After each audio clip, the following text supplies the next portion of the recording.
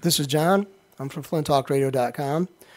And the other day I had Debbie McIntosh and Dan McIntosh in here talk about their son's murder, their son Adam's murder.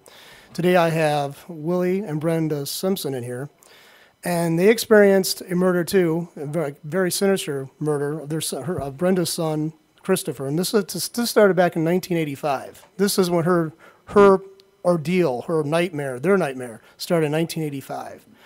And this is, if you keep count, that's beyond just one person's watch as being a prosecutor.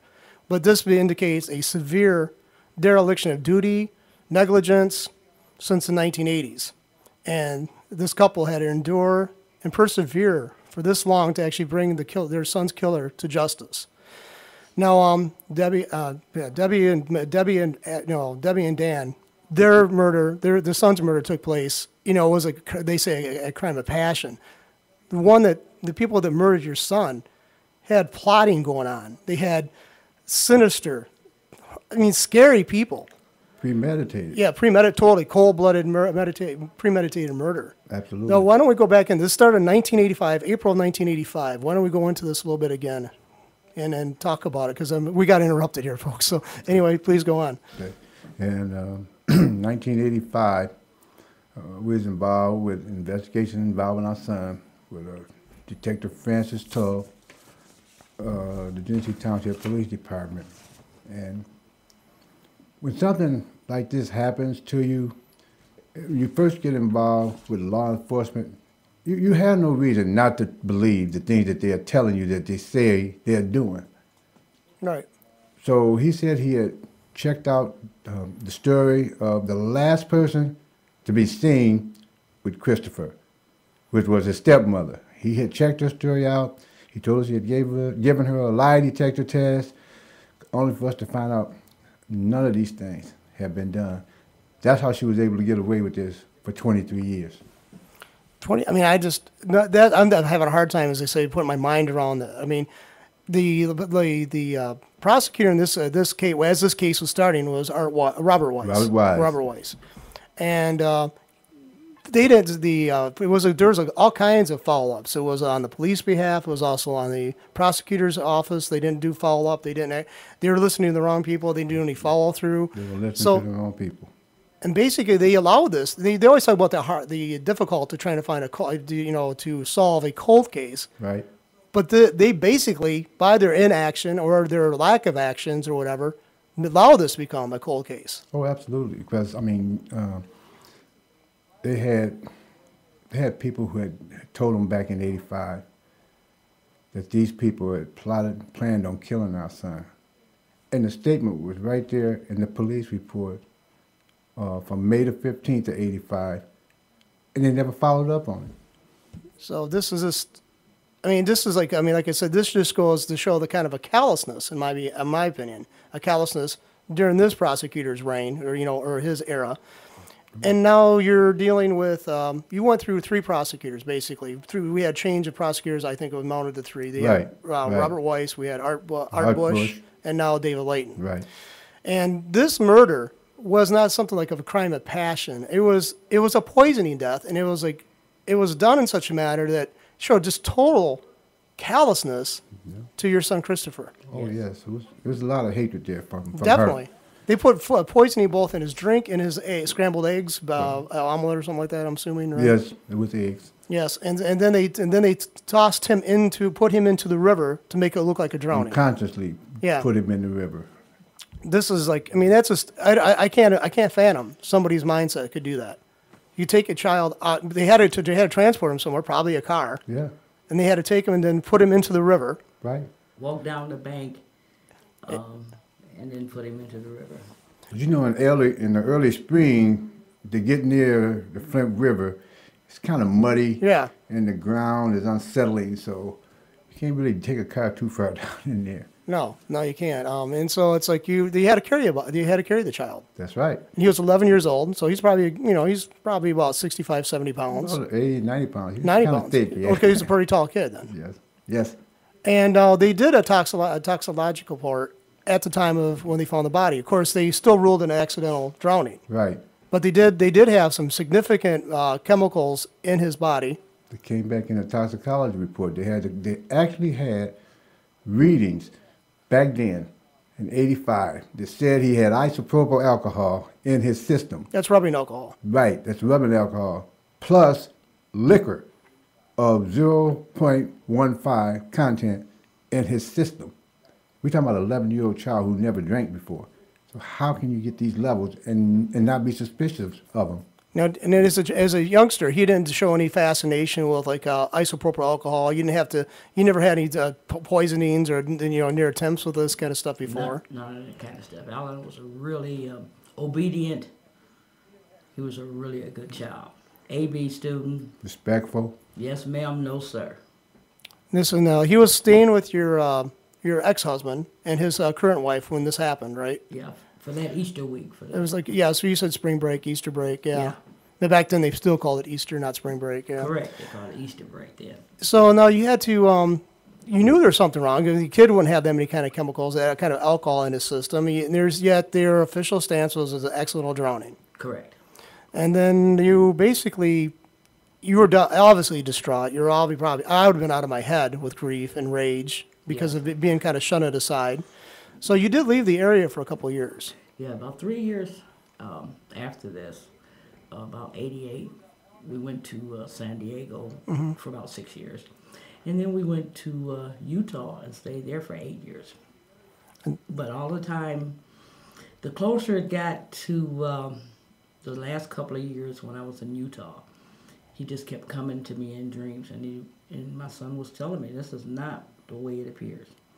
But all the time I had stayed in contact with this Francis Tull for the last 19 years I stayed in touch with him. Did he seem to want to be helpful, or was he just giving the same thing over and over again? Over and over, he kept telling me, he was going to check on different things, and he was going to take it and have some other eyes look at it, some different detectives. Never did anything. One of his favorites was, I took it to where a group of detectives would gather, like an expo, police gathering, to discuss different methods, the different theories that they use to solve crime. He told us he was taking it to these things. And it was just amazing. When we actually, in 1985, long-distance phone calls was charged for about a minute. Yeah. So they was really expensive when constantly calling, at least 3 or 4 times a year. She would call him. And he would give her the same runaround each time, that he's doing all these wonderful things when he wasn't doing anything. So and you said that your son was coming to you in dreams and basically saying, he was urging you to continue trying to find the killers and to bring them to justice. Right. No, I mean, that's like the mother is obviously I'm not a mother, but I mean, I'm not a parent, but I mean, I can't imagine the grief, probably there's some little element of like, what could I have done differently? You probably recriminated yourself quite heavily. It's an emotional roller coaster. Yeah. That just, we rode for a lot of years. Grief, blaming yourself, just like you said, what could I have done differently? Why wasn't I there? I'm supposed to be there. I'm the protector. I'm the father. I was supposed to be there. I was riddled with guilt for a lot of years because I allowed this to happen. That was my view at first. So you came back to the Flint area largely just to pursue this, to try to get this settled, to get this finalized, to get closure. Yeah, I have 2 other sons, and I left them in Utah, and I told them I wouldn't be back until I got the people that was responsible for Alan's death in prison. I wasn't coming back till that was done. And so you got back here in Flint, and what year did you get back in here? 2002. And did you start immediately trying to bring this to the attention of the current prosecutor, and that would have been Arthur Bush. Arthur Bush. No, right. you both basically told me that Bush basically told you, he was very candid. He said nobody's going to do anything about this case. He was the only one who told us nobody was going to do anything about this case. He didn't lie. What did he state any reason why? I mean, he looked at the documentation. Would he even look at the documentation? He wouldn't even look at the documentation. He wouldn't even look at it. No, so he should. He was on his way out, Yeah. So he didn't care, I called down there right before his term ended, and he answered the phone himself, and he answered the phone City Zoo. So kind of like a flippant attitude. Yeah, Yeah. I thought, I mean, I was so shocked. I wrote that down in my diary. I would never just imagine. I was like, who is this? And, he told me who he was. Yeah. And I told him who I was and, why I was calling, because when I came back here, nothing was going to stop me. Nothing was going to stop me. I was kicking every door I could get to. I was going to find out what happened to Alan on April the 12th.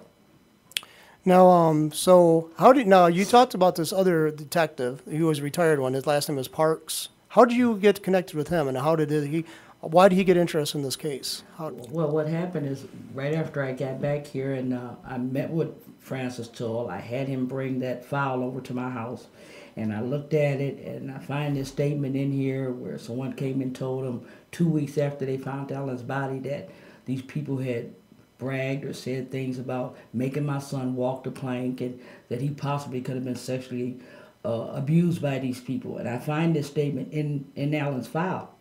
And I asked Detective Toll about it, and he tells me, well, I'm going to go back and have some more fresh eyes, maybe do some more digging, maybe I missed something. Well, I don't want to know how upset I am. When I read this, I was just blown away.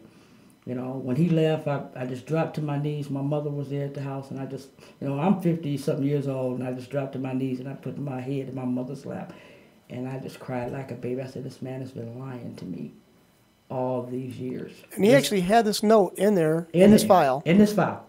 About this person saying that they overheard these people saying that they were going to make him walk the plank. He had that entered. I mean, it was... Why didn't they feel fit to pursue this at that time? Did he ever answer that? Why they didn't go to chase that lead? We didn't get to see that in 1985. And each time I would press him on what he's doing and sharing information with us, he was saying that he couldn't tell us what was going on because his official stance was this is an ongoing police investigation. So he couldn't share information with me. I was like... But obviously, it wasn't an official, closed case or, an open case. I mean, it was probably pretty much just basically dead in the eyes of, of the police department as well as the prosecutor's office. Well, of course, they're not telling you that. Right. And you're going through this, and your parents, you're just devastated by the loss to your child. You can't even think straight. You don't even know which way to go. And I'm trusting this man, and I'm believing that he's doing these things that he's doing, not knowing that he's got, a piece of evidence here that he should have been, researching and stuff. I didn't know that. Yeah. So once I did that, I let him go back and have some more time to supposedly do these things he's doing. A few months pass, I don't hear from him. So I called him. When I called back out to the township, he's retired now. And he never let you know that he was going to go to retire? No. That's that happens quite a bit. I mean, and let's face it, most cops, their career doesn't last 30 years. Like, it would be in the shops, the factories. We do a 30-year, stint. They're usually retired within 20, 24 years. They're not a whole 30 typically. Yeah. So, I mean, and he was a detective, so he probably had started up as a, rank and file. I don't say that. I don't believe that. I think he was grandfathered in. Oh. It was one of those kind of things where you next. Yeah. He was just appointed. I don't think he even had any form of training back then on investigating this type of a situation. But the point is here that people got to listen to and got to remember is that the tox report at that time shows a significant amount of these types of alcohol in your son's system, or in his son's body. Two kinds. Two kinds. Isopropyl rubbing. I mean, I can't imagine anybody being able to drink a significant amount of that because it's, I mean, and another thing is you're saying that his body is found 3 to 4 miles away from where the house he was staying was at. Right. So, I mean, that's going to cause intestinal distress. I mean, I wouldn't want to put myself through that, and I don't think he would. I mean, it doesn't sound like he was an irrational child, Right. So, I mean, or stupid. He wasn't sampling stuff around the house randomly. No. So they already had the tox report indicating his presence, and they didn't see that wasn't an alarm in their heads at that point. Well, I actually believe that tox report was sent to Sergeant Toll, and that it was never taken back to the medical examiner. Now, that's another point during the course. So it was probably just there, just like this statement. He just put it in there and forgot about it. Now, we talked about this during the preliminary interview. It was like, why wasn't that sent to the ME or whatever, the person we have in Genesee County at that time, we had in Genesee County at that time? I do not know. And that's a question we don't have the answer for. Because what good would that do a police officer? I mean, they should have acknowledged, the ME or the coroner should work with the police, obviously, and say, look, this is what this toxic, but this should have gone to, in my opinion, gone to the medical examiner or the coroner's office, not to the cop. Correct. I don't know. They could get a copy of it, but I don't see why that wasn't, they were out of, the ME was out of the loop on this. Well, if the ME had been in the loop, I don't think he would have ruled this accidental drowning. Yeah, definitely not. Those talks spoke for themselves. Okay, because initially, if you looked at a body and you found like you cut, they obviously cut the body open during an autopsy for especially this kind of a death, and they find fluid in the lungs, so they're going to assume that is a drowning pending some kind of tox report coming back, because let's face it, I mean, water in the lungs means the person was still alive when they went into the water, and that means they inhaled water, so that means that there's a good chance that person was alive and maybe just had slipped in, fallen in, or shoved in, but those would be all waiting upon the tox report coming back with whatever it does come back with. So there's like a big flag there. Why was the cop in the possession of that and not the ME?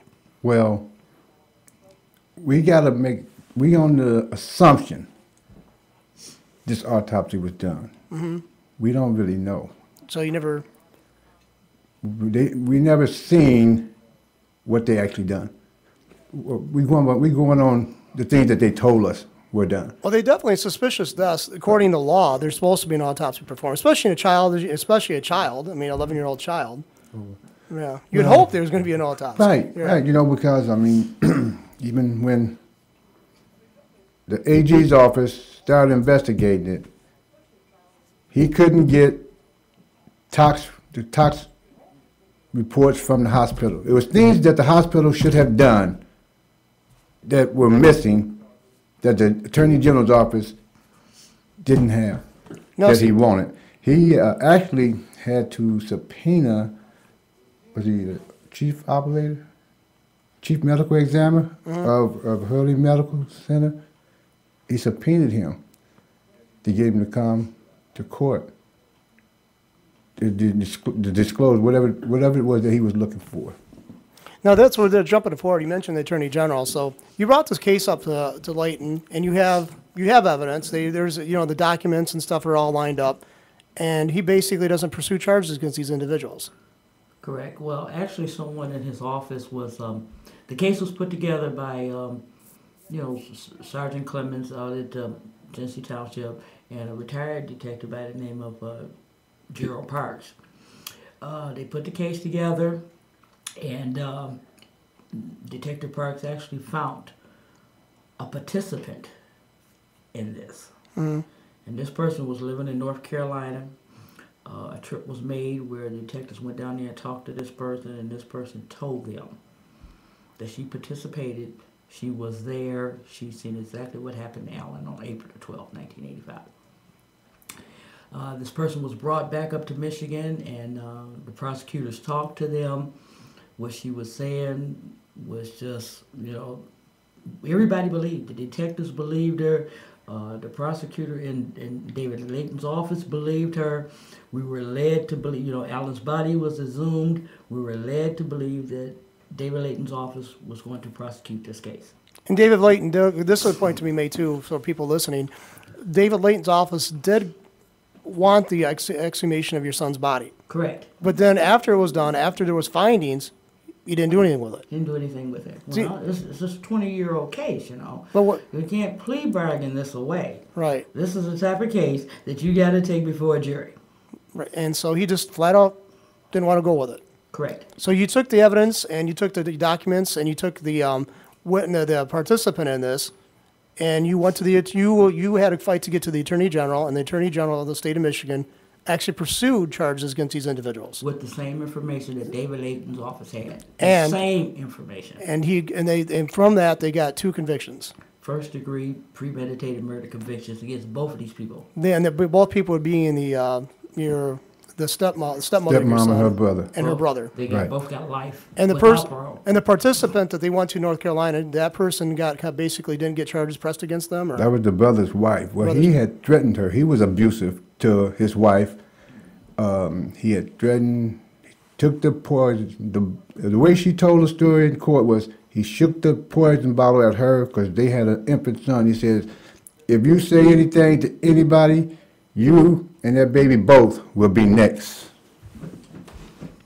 So this was like, man, I mean, these people are like beyond cold-blooded. I mean, this is there's you can understand why somebody kills somebody in a fit of rage, but this is so cold-blooded. Well, even in a fight. But I mean, this premeditated stuff with a child, well, we couldn't understand it. Like, it's hard to fathom. It's hard to wrap your mind around what would make you do this to a child. Right. That's exactly what I mean. It's like, to me, it's like so abhorrent. That wouldn't even enter my mind.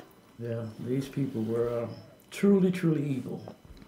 But we took all this information, and then, this stuff was taken to David Layton's office. Right. And then when he decided that he wasn't going to do this case, after telling me, through one of his assistants, that they're going to arrest these people, 2 or 3 months, 6 months, all this time is going on. And finally, when I come down there thinking I'm finna find out what day they're going to issue these arrest warrants, he won't even meet with me. He's too busy. His assistant tells me that as I storm out of her office, she basically tells me he's in a meeting. But it was mighty funny when I came out of her office. At the end of the walkway, there he stood peeking around the corner. See, that's something. See, that to me shows like a never met with me. Right. I used to go down to their office. My vehicle was broke down. I was taking the bus. I was sitting down there for hours with a banana, some crackers, a magazine, waiting for hours to see these people.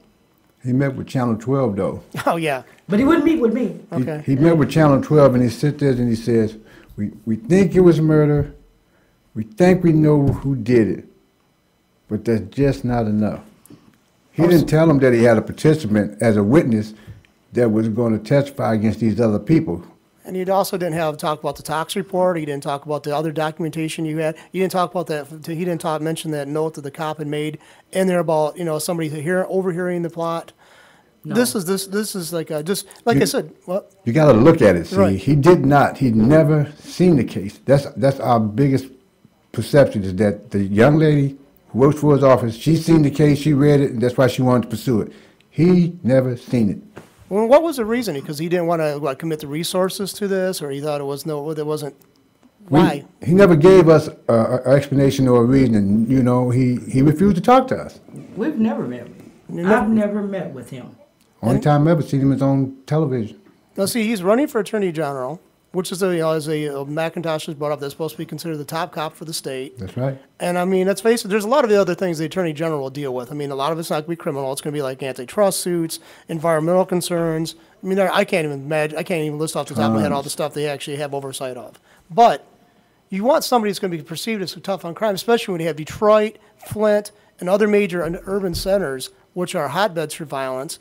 Currently, this was an act of. It's not even violence. This is such a cold-blooded form of violence. I mean, it's hard for me to even find a description adequate. But if he can't, take care of things right here in Genesee Township, how's he going to be head of the whole state? Right. Yeah, I mean, this is like, I don't know. Like, people are going to say, I know a lot of people are going to object, well, this didn't happen. The murder didn't happen under Layton's watch. But this has happened under Weiss's, and also, you had other intervening prosecutors. But more of the information came forward at the time that Layton had a chance to see it and work with it than it did perhaps to the other prior, prosecutors. Right. Nothing was really done. The case wasn't really put together until it did get on Layton's watch. Right. This had been going on for 19 years and nothing had been done. But finally we had got somebody to do some work, to put in some work, that cared enough to want to find out what happened to our son. And once that was done, this was, Layton was in office. Right. And then he refused to do it, won't meet with you. And then you have to take this to the Attorney General's office. Well, now, if he's in the Attorney General's seat, I'd have never got justice. Yeah. I'd have still been, this 25 years now. Right. 25 years. Now it's like, so, I mean, that's a whole different story. I mean, I'd like to have several shows where you talk about how you actually persisted, where you found it within yourself. What was the inspiration to keep on going on with this? Well, I loved him, and it's just the grace of God. God's grace and mercy just carried me. Whenever I thought I just couldn't go another day, I thought about Alan, and I thought about if I didn't do this nothing ever was going to happen if we didn't push. That was obvious. Yeah, no, I mean, a lot of people, when we posted the first show, they had the Macintoshes on it. There was some very ignorant, conversation going on YouTube site about, there was it was a fake interview, was set up at somebody's kitchen table with microphones, and I was thinking, when I was reading these comments, these guys, the Macintoshes, when they're sitting there, pretty much where you're sitting now, right. had documents that show what Leighton promised them for them to accept that plea bargain that he was going to offer to the suspects in their son's case. They're saying that they're very dismissive of these posters, and it's ignorant people, stupid people for making that. Well, people will really say things like that when they don't know what it's like to be in these shoes. And If you had to walk in these shoes, you would think and talk a lot different. You would want that for your loved one. You would want somebody to be there fighting for your loved one. If you love them. If you love them. I've offered during the course of the Macintosh interview that at the end of it, I said to I made an appeal there for Mr. Leighton to come in and come back and meet with us to talk about his side of the case, why he didn't pursue, why he wasn't so vehemently going after the people, why he offered this real lightweight deal for the murders of the Macintosh's son.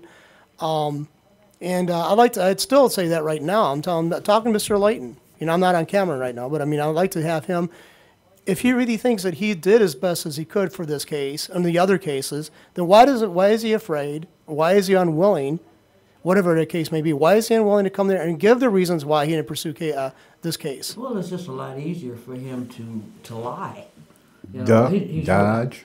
He's running around right now telling people that he assisted Attorney General in this case. He didn't do anything. Now, the Attorney General is Mike Cox's office. Mike Cox's office is the people that prosecuted this case. With the same evidence and the same documents that he had available to him. The same evidence that David Leighton had, they took this case and prosecuted this case. You see, a lot of people I know people object because Genesee County, City of Flint, financially in the dire straits, beyond the dire straits. But I would say that I think if he actually had some real vigorous and active prosecution of people who did wrong, they probably would curtail a lot of people from thinking they can get away with it. I've heard people say, hey, I can do this. This is Genesee County. We can get away with anything. You gotta quit being lenient on crime. Yeah, well, from these kind of cases, you can understand why people draw that conclusion. Maybe I would like to have the prosecutor come in and say, look, here's what we have to face. But he doesn't even take that. He doesn't even deem it worthy to address the public that he's supposed to be serving. He don't feel like he owes you any explanation. You know what I mean?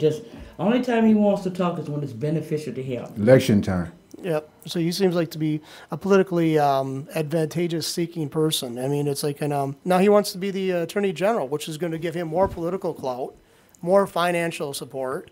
That is so scary. Yeah. This is really scary to imagine him as the top cop of this state. Because see, some people I saw that posting that we have up at YouTube, they're asking, should he be any better? Well, I don't know.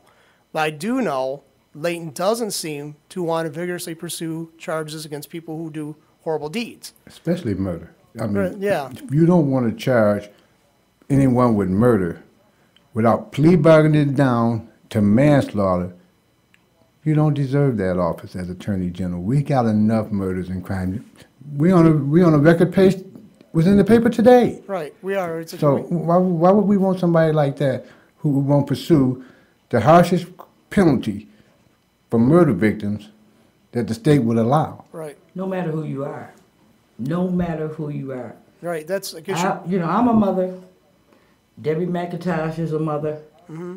I don't love my son any more than she loves hers. And I think Debbie would be the first person to say that. That's what I'm trying to say. We all love our children. Right. And if you put in a position like this, you want to know that justice will be served, no matter who you are. You shouldn't have to be politically connected. You do not. No. And that's like, let's face it. I would say that in this county, there's such a handful of people that are like the prominent, the elite, the ones who are the movers and shakers, with the term. We don't want murder going on in anybody's family. We don't want to see this in anybody's family. No. But because you're not politically connected doesn't mean they should be so dismissive when it does happen to you. Correct. That's what I think. No, it's like, what would you say? And I know there's going to be criticism, you know, because people are going to try to find, there's some idiots out there. And I'm not going to say Layton's going to put people up to it. If I were him, I would definitely try to be pouncing on these people, getting them to shut up. Correct. But, well, a lot of people are going to say, quite a few people are going to say, well, what do you expect him to do? He's overworked, there are the offices. But he didn't even want to even look, he didn't even seem to want to pursue it, even when one of his people, his staff members, looked at this and wanted to go after it. After he had told us he would, Yeah. you know, that was the harshest thing And that he told us, that his office told us in 6 weeks from the exhumation date, Right. they would prosecute this case. And then he assumed that, and there's a cost connected to that. Yes. And so why did he even bother, I mean, it's such a cash-strapped, you know, area, you know, state or whatever, and county, why did he even bother going through the expense and the time of pursuing that when he actually had no intention? It doesn't seem, you know, I can't get into his head, but it doesn't seem like he had any real intention of following through with it.